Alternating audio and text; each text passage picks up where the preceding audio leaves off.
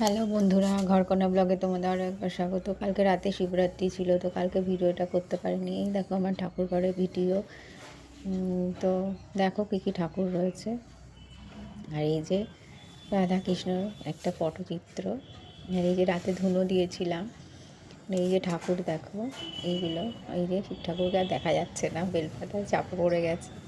এই যে কৃষ্ণ ঠাকুর দেখো যেন হাসছে। এই যে রাধারানী। আর এই হচ্ছে আমার সারদা মায়ের ছবিটা আমি বেলুড় মঠ থেকে নিয়ে এসেছিলাম, এটা ক্যালেন্ডার।